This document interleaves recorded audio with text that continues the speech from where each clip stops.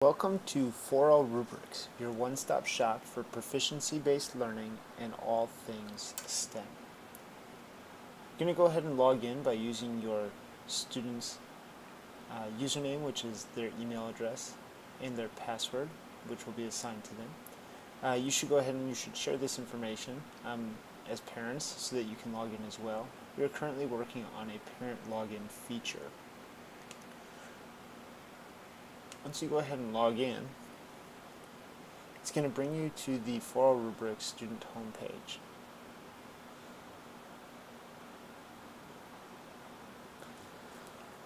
Now when we get to the homepage, there's going to be a number of things that you will see. Over here you're going to see your student's name along with a customizable picture. So we can customize the picture for your students. It gives it a little bit more of a social media type feel and allows the students to engage a little bit more in the experience. You're also going to have a number of different fields over here, and I'll go through each of those and what you can find in those segments of the For All Rubrics application. We also have a drop-down menu. This drop-down menu is going to inform you what students or what classes your students are enrolled in. The default is all classes. So in this, you're going to go ahead and the default here is My Assignments. You're going to be able to see assignments from every single one of the students every single one of the classes your student is enrolled in. If you want to see a specific class, you would go ahead and select chemistry, for example. Currently there's nothing in here. But you would select that and you would see assignments from chemistry of materials that your student would have. I'm going to go back to my advisory because those are the examples that I have went ahead and created. When you're on the My Assignments page, you can go ahead and see what type of assignment it is. If it's a check, it just means it's a simple check-in, check-out type of assignment. If it shows a rubric image like this one, you know that that is going to be something that has been graded and thorough feedback has been given to you, the parent, and to your student. Over here you can see the due date for that assignment. You can see whether or not your student has submitted their work, and then whether or not the teacher has went ahead and provided feedback and graded that assignment at this time. So we can see here that the student has submitted an assignment and it has been graded. You can view that feedback, and I'll show you that.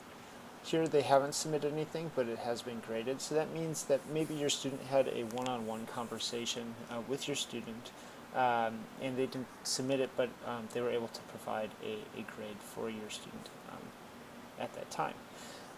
Down here we can see red that this is an assignment that has not been submitted, it has not been graded, and it is past due.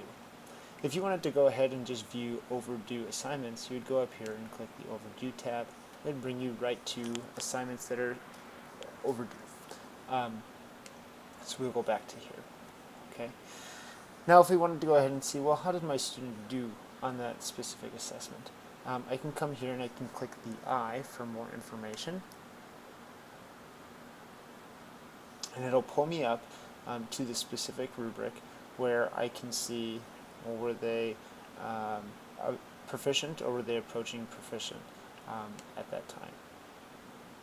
Okay, so we can see the type of assignment that it is, the assignment name, we can see the due dates and deadlines, and if things are past due, whether or not your student has submitted something, and whether or not it has been graded. If it has been graded, then you can go to the information piece here, and you can see the feedback that has been elicited. I can also go to my ePortfolio. Now, my ePortfolio is literally your student's locker, their backpack. It is all things that your students have completed. And in here, you can go ahead and you can again sort my ePortfolio by just looking at specific classes, or you can look at their entire body of work by selecting all classes. What's really nice about this is it provides dates, so it gives you a timeline for your students' learning. You can see major accomplishments that they may have earned based on like these badges that teachers can award to your students. You too can also go ahead and see the rubrics and the feedback that has been given to your student there. So this is another place for you to see the work that your student has produced, the feedback that has been given to them, and the timeline in which that has been completed.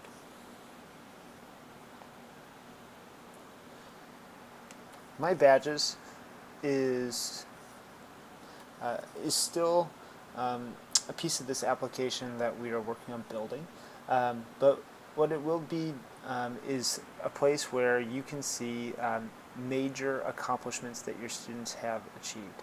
That might be completing rigorous tasks. That might be earning proficiency in a specific standard. And so badges will be awarded to recognize student success in those areas. What's also really exciting about this is we can see timelines here. And so we can see when those badges were awarded and when students earned those specific badges and the feedback that was given to them at that time. It really gives us a good idea of how is my student doing and performing and growing over time.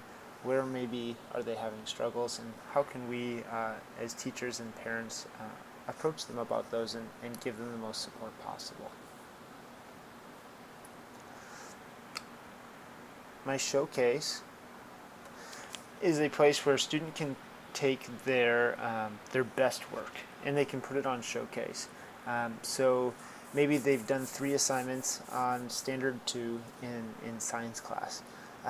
And the first 2 were approaching proficient, and the student had quite a bit of work to do on them to get them to the proficient level. But now, on the 3rd assignment, the student has performed at an approaching or above, or at a proficient or above level, and they're very, very proud of that work and how much they put into it. And so a student can choose to put that into their showcase for their parents to see, for them to go back and reflect on.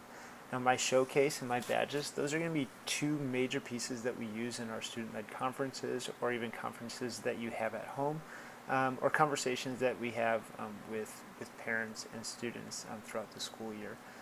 That is really where we're going to be able to go and look and see what are the major accomplishments that our students have achieved, and how did they get to that point.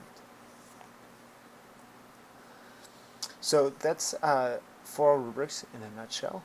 I know you're going to have more questions, and so we will address that piece here in a moment.